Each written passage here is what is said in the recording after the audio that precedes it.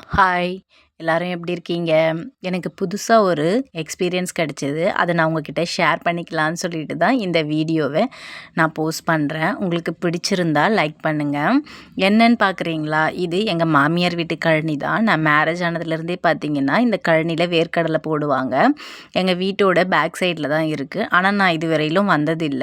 இப்போ தான் first time வந்திருக்கேன்.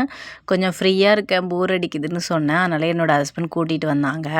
நான் வந்ததே பார்த்தீங்கன்னா, ஈவினிங் போல தான் வந்தேன். ஒரு 3:00 அந்த மாதிரி தான் வந்தேன். அப்பவே பார்த்தீங்கன்னா, செம்ம வெயிலு. என்னால அப்பவே உட்கார முடியல. ஆனா மார்னிங்லேருந்து வேலை பண்ணிகிட்ருக்காங்க. ஆனா அவங்களாம் எவ்வளோ கஷ்டமா இருந்தாலும், அத அழகா உட்காந்து செஞ்சுட்ருக்காங்க என்ஜாய் பண்ணிட்டு. அப்படியே நானும் கிள்ள ஆரம்பிச்சேன். கிள்ளும்போதே பார்த்தீங்கன்னா, 3 காய், 4 காய்லாம் கிடச்சிது. நான் அங்க வேலை பண்ணுறவங்க கிட்ட சொன்னேன்.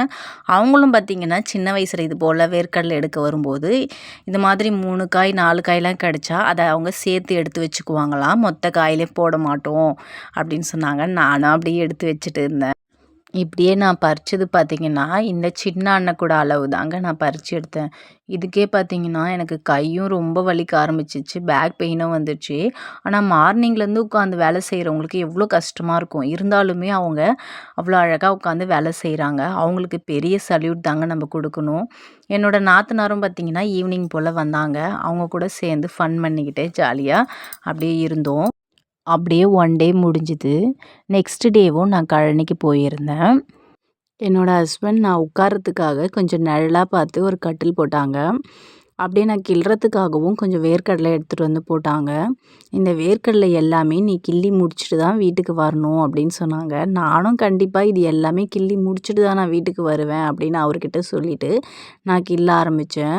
கொஞ்ச நேரத்துக்கு மேலே எனக்கு கை வலிக்க ஆரம்பிச்சிருச்சு. சரி ஓகே, நான் 2 கையில் கிள்ளனாலும் நான் ஒரே கையிலே கிள்ளி முடிக்கிறேன்னு சொல்லிட்டு ஒத்த கையிலே கிள்ளிட்டு இருந்தேன்.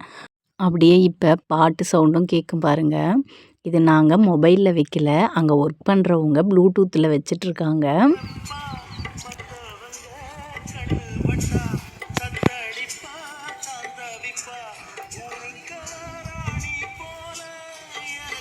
இதுவும் நல்லா இருக்குல்ல. இதே நம்ம ஆஃபீஸில் ஒர்க் பண்ணோம்னா, யார் கீழவோ நம்ம வேலை செய்கிற மாதிரி இருக்கும். பயந்து பயந்து வேலை செய்வோம். இப்போ பார்த்தீங்கன்னா, யார்கிட்டயும் நம்ம பயப்படணும்னு அவசியம் இல்லை. நம்மளுக்கு பிடிச்ச மாதிரி என்ன வேணாலும் பண்ணிக்கிட்டே நம்ம ஒர்க் பண்ணலாம்.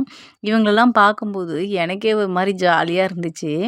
இதை இவ்வளோ நாள் நம்ம மிஸ் பண்ணிட்டோமே அப்படின்னு சொல்லிட்டு, அப்படியே என்ஜாய் பண்ணிகிட்டே நானும் கிள்ளிக்கிட்டே, சாப்பிட்டுக்கிட்டே அன்னைக்கு டேவும் ஜாலியாக போச்சு. பாய்.